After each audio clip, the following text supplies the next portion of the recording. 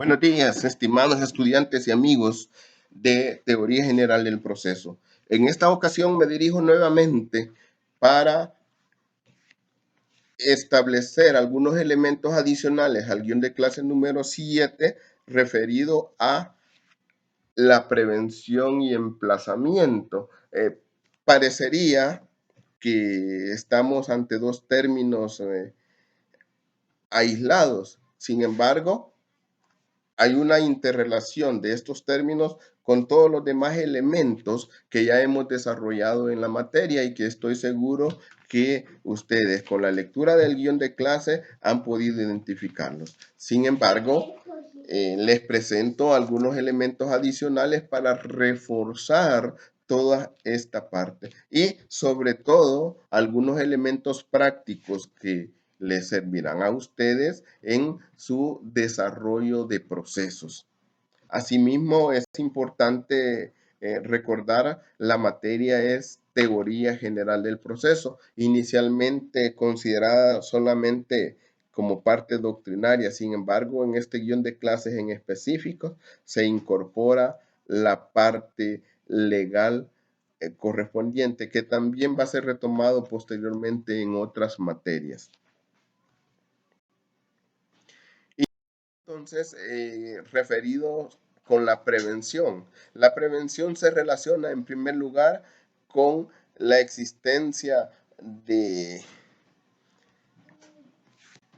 tres pilares dentro de los procesos. Y el primer pilar que se tiene en cuanto a eso es la elaboración de una demanda. Ya tenemos elaborada una demanda, que dentro de su elaboración es importante considerar que uno de los talones de Aquiles de los litigantes principiantes, o quizás no solamente los principiantes, es la falencia en la redacción y ortografía.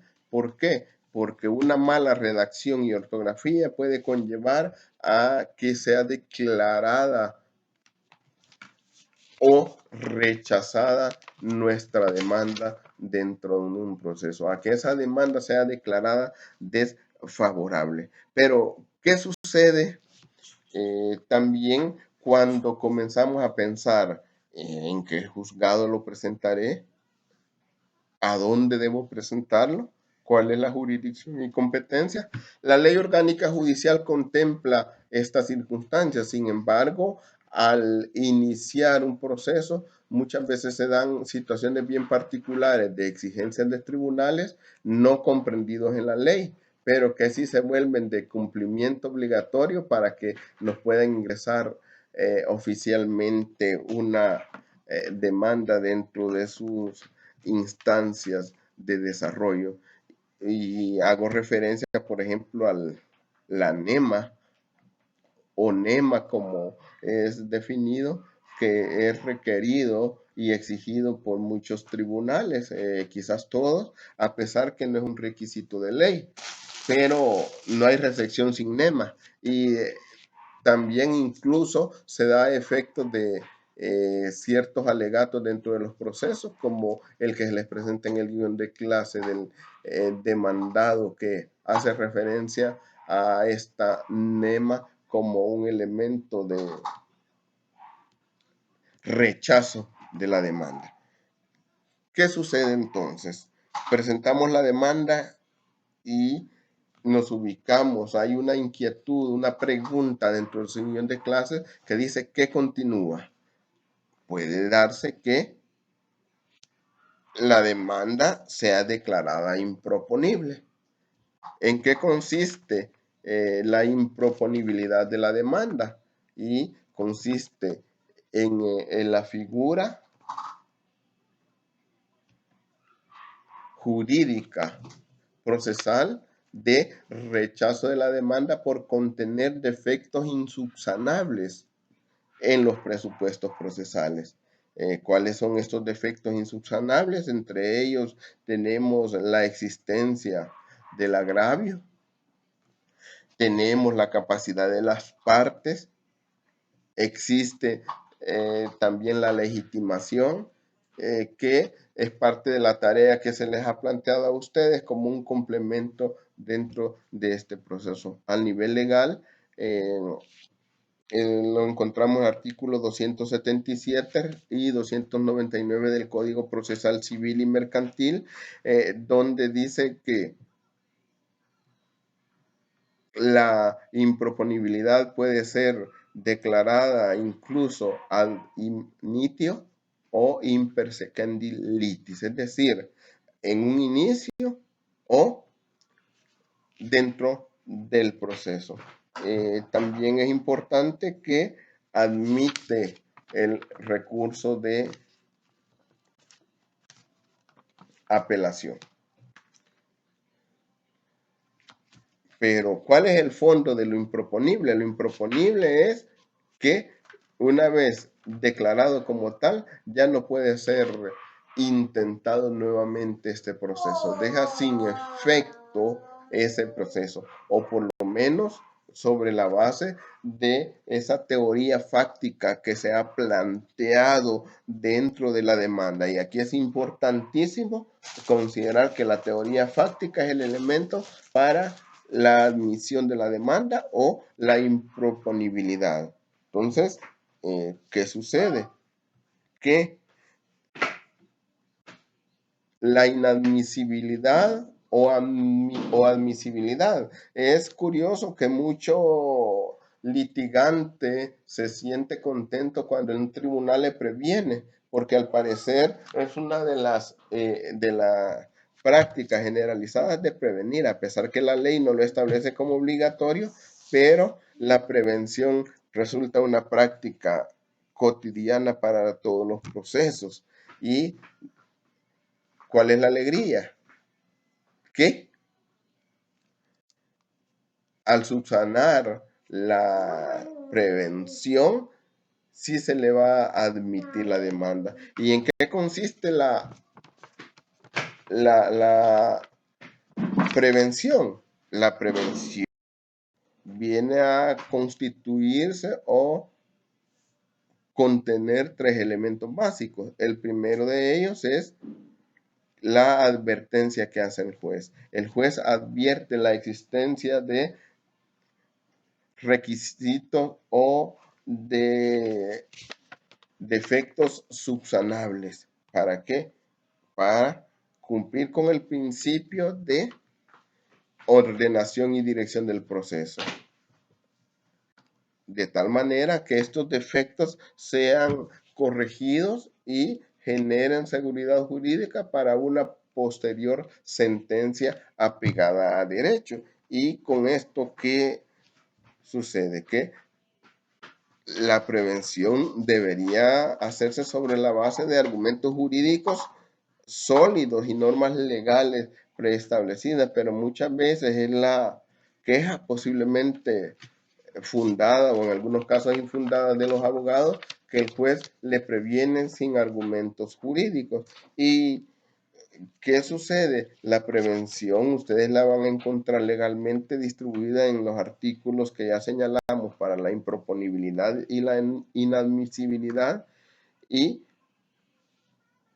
también con la salvedad que la ley salvadoreña establece un plazo máximo de 5 días para corregir, para subsanar esas advertencias, para subsanar esas prevenciones, donde también se corre el riesgo que la subsanación no sea del agrado del juzgador y aún sobre esa base declare la inadmisibilidad. Pero vamos a ser positivos y considerar que se corrige correctamente y declara la admisión del proceso, la admisión de la demanda. Importante también considerar que la inadmisibilidad solamente puede ser declarada al inicio, no posterior. En este caso, ya posterior solamente aplica la improponibilidad. Admitida la demanda, se da un auto de admisión y ese auto de admisión de forma para otra figura, que es la figura del emplazamiento. ¿En qué consiste el emplazamiento?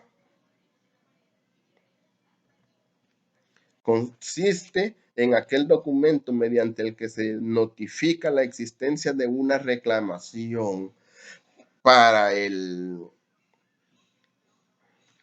demandante, representa un auto de admisión, y para el demandado representa un emplazamiento. Es el documento mediante el que se notifica la existencia de la reclamación.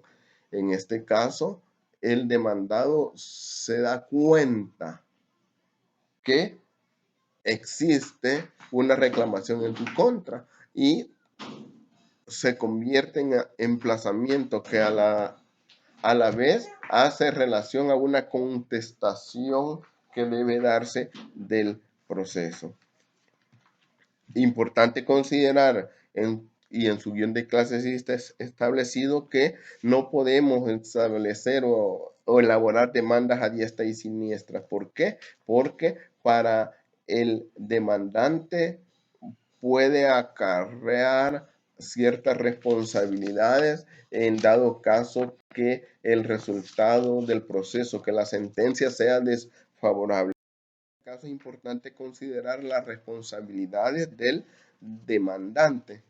Valga la pena aclarar y es importante que se corrija en el guión de clase, que debe decir demandante. ¿Cuál es la primera de las responsabilidades? La responsabilidad procesal, que el demandante, y en este caso también el demandado en algún momento, puede ser sentenciado a cubrir las costas procesales, o sea, las costas del proceso, la utilización de la procuración, de otros medios de prueba que le generen costos a las partes. La responsabilidad civil, la indemnización por provocar un perjuicio. Recordemos que esa responsabilidad civil puede llevar a la obligación por los daños materiales, y ese daños materiales ya lo hemos visto que está compuesto por el daño emergente y el lucro cesante. Por último, la responsabilidad penal. Importante, porque si en el proceso el demandante o incluso el demandado en algún momento presentan testigos falsos, documentos falsos, es una conducta constitutiva de delito que conlleva a la responsabilidad penal. De esta manera refuerzo el contenido del guión de clase. Espero que la explicación y aclaración sea de su utilidad. Espero verlos pronto. Muchas gracias por su atención.